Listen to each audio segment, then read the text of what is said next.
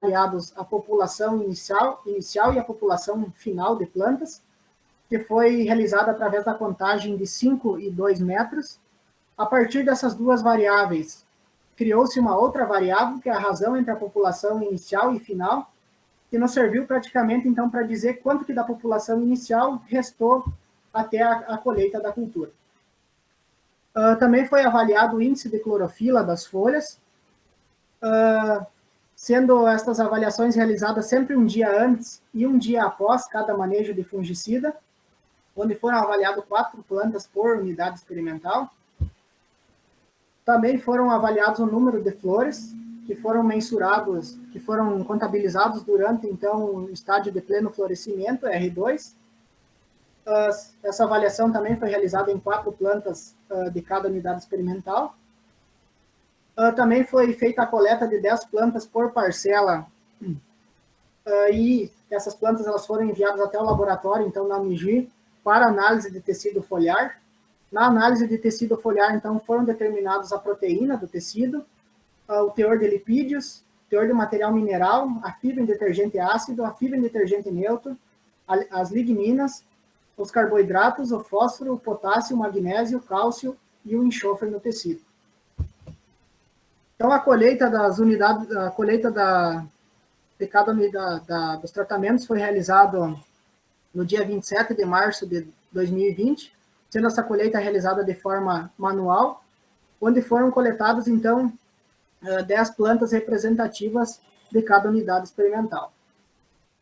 Posteriormente, então, dessas plantas foi avaliado a altura de plantas, a altura da inserção do primeiro legume, o número de ramificações, o número de legumes na haste principal, o número de legumes nas ramificações, o número de legumes com 1, 2, 3 e 4 grãos, a massa de grãos por planta, o número de grãos por planta, a massa de 1000 grãos e o rendimento de grãos. Então, a partir da produção de grãos, foi avaliado a proteína no grão, o teor de óleo do grão, o material mineral do grão, o teor de fibra do grão, o teor de ácido graxo palmítico do grão, o teor de ácido graxo esteárico, o teor de ácido oleico, o teor de ácido graxo linoleico e o teor de ácido graxo linolênico. Em relação aos dados meteorológicos, como precipitação, umidade do ar e temperatura, então eles foram obtidos através da estação meteorológica do IRDER. Então esses dados eles nos serviram principalmente para descrição das condições durante o desenvolvimento da cultura da soja e também para caracterizar se foi um ano favorável à ocorrência de doenças e também como que foi as condições para as aplicações de fungicida. Em relação, então, à análise estatística,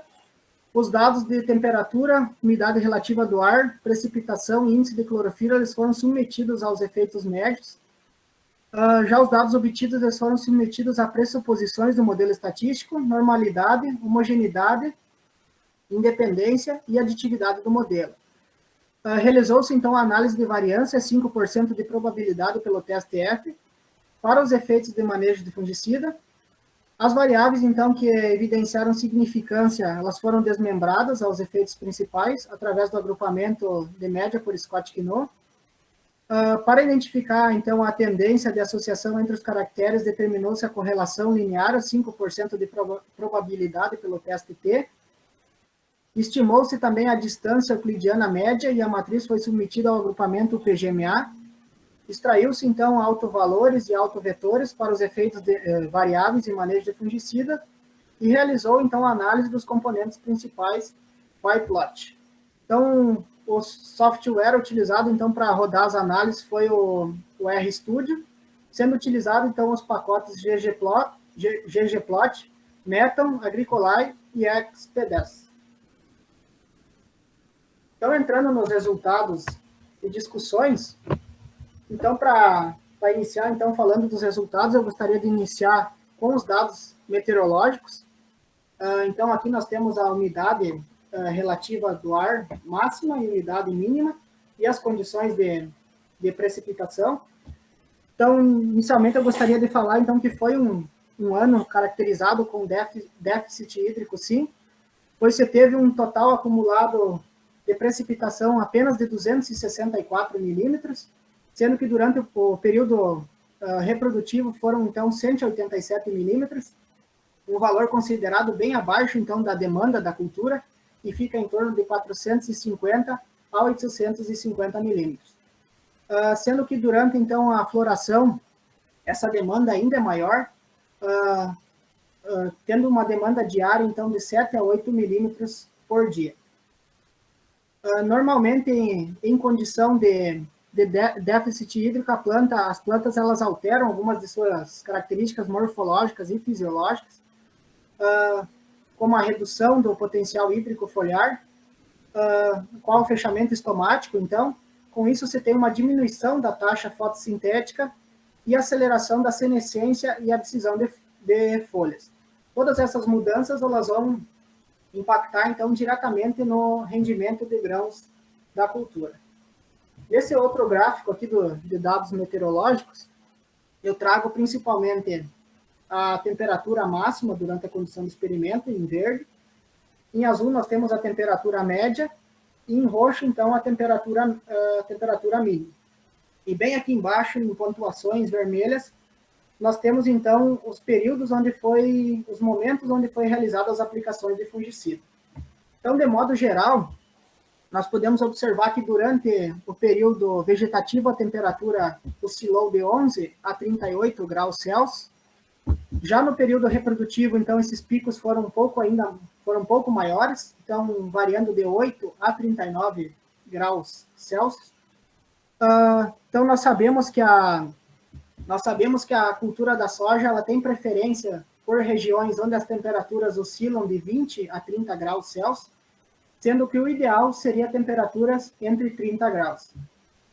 Temperaturas inferiores a 10 graus e acima de 40, elas vão afetar principalmente o crescimento da soja,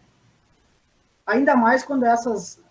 esses picos de temperatura eles são associados à falta de água. Falando um pouco, então, da condição para a ocorrência de doenças, nós podemos observar que não foi um ano favorável para a ocorrência de doenças, principalmente pois você teve temperaturas mais elevadas, e o fator, então, decisivo foi a falta de molhamento foliar, pois você teve uma umidade relativa, se nós voltarmos aqui, nós podemos observar uma umidade bem baixa e um baixo volume de precipitação. Sendo que a ferrugem asiática, para ela fazer a infecção, são necessários em torno de 6 horas de molhamento foliar por dia, associado, então, a temperaturas entre 20 e 25 graus Celsius. Em relação às aplicações de fungicida, podemos dizer, então, que foi um ano bem dificultoso para as aplicações, principalmente pela falta de umidade no solo, baixa umidade do ar e elevadas temperaturas, então fazendo com que essas aplicações teriam que ser realizadas mais para o final da tarde, para evitar problemas de fitotoxicidade. Então, como eu já tinha trazido, são consideradas condições ideais para a aplicação, temperaturas acima de 15, abaixo de 32 e com umidade relativa do ar mínima entre 50% e 55%. Em relação, então, ao gráfico do teor de clorofila, em vermelho, nós temos, na linha vermelha, nós temos as avaliações realizadas um dia antes das aplicações, e em azul, as avaliações realizadas um dia após a aplicação. Então, aqui nós temos o manejo 1, que é a ausência de aplicação, o manejo 2, manejo ótimo, com 5 aplicações, o manejo 3, então, com 4 aplicações, o manejo 4, com 3 aplicações, e o manejo 5, com 2 aplicações. Então, de antemão, nós podemos dizer aqui que notou-se diferença no teor de clorofila um dia após as aplicações de fungicida. Portanto, essas diferenças não podem ser afirmadas, pois fator semelhante ocorreu, então, com o manejo de ausência de aplicação, então, onde também houve aumento desse teor de clorofila, sendo essas diferenças, então, que podem ser explicadas pela avaliação de diferentes plantas durante a condução desse experimento. Portanto, já para os para as variações ocorridas nos manejos que houve aplicação de fungicida, essa variação ela pode ser decorrente da aplicação do uso de mancozeb, que foi usado praticamente em todas as aplicações, pois você tem muitos estudos já que indicam que o mancozeb ele eleva principalmente os níveis de enxofre, manganês e zinco nos tecidos, então causando esse aspecto de um verde mais intenso nas plantas. Aqui nós podemos destacar, então, também, que por volta dos 50 dias após a semeadura, mais ou menos, então, pelo mês de janeiro, houve um grande decréscimo no índice de clorofila para todos os manejos avaliados, então, sendo essa degradação da clorofila aqui, principalmente relacionado ao baixo volume de precipitação nesse momento, e por elevadas temperaturas. Isso está, então, de acordo com o encontrado por Strayer em 2005, onde o início da degradação das clorofilas ela é iniciada através de fatores como o estresse hídrico, alterações de temperatura, luminosidade, níveis aumentados de etileno ou pela combinação de um ou mais desses fatores. A partir, então, de 60 dias após a semeadura, nós podemos notar, então, que o índice de clorofila ele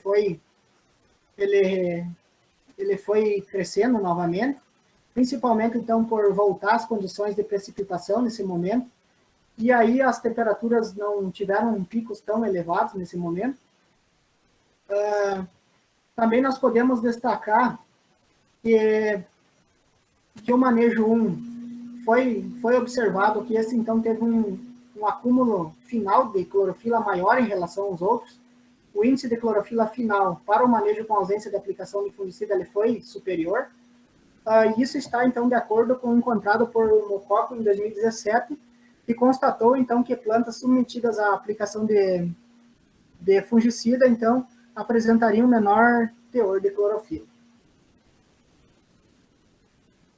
Então, o maior teor de clorofila ele nos serve como indicativo da sanidade do tecido foliar, pela redução, então, do amarelecimento e senescência das plantas, prolongando, então, o período de atividade fotossintética, podendo contribuir, então, para um maior acúmulo de massa ao final do ciclo. Na análise de variância, então, para o fator de variação manejo de fungicida, foi possível, então, observar efeito significativo a 5% de probabilidade pelo TSTF, então, para as variáveis altura de planta, altura da inserção do primeiro legume, o número de ramificações, o número de legumes na haste principal, a massa de grãos por planta, o rendimento de grãos, o teor de proteína no grão, o teor de óleo no grão, o teor de ácido oleico no grão, o teor de ácido linolênico no grão, a população inicial de plantas, a população final de plantas, a razão entre a população inicial e final de plantas, a porcentagem de grãos esverdeados, ao teor de proteína no tecido, fibra em detergente ácido no tecido, fibra em detergente neutro, lipídios, material mineral, lignina, carboidratos, cálcio, fósforo, potássio, magnésio e enxofre no tecido. Então, para as variáveis agronômicas, que evidenciaram-se significativas na análise de variância, então realizou-se o teste de Scott-Quinot, onde nós podemos observar, então, que para a variável altura de plantas, houve 2 agrupamentos, sendo que o manejo que demonstrou a menor altura de plantas foi o manejo 3, ou seja, com 4 aplicações. Para a altura da inserção do primeiro legume, destacou-se o manejo 1, ou seja, com ausência de aplicação de fungicida, por apresentar, então, a menor altura da inserção do primeiro legume. Já o número de ramificações, ele foi maximizado, então, quando realizou-se um menor número de aplicações de fungicida ou nenhuma aplicação, então, destacando-se para o manejo com ausência, para o manejo 4, com 3 aplicações, e para o manejo 5, com 2 aplicações.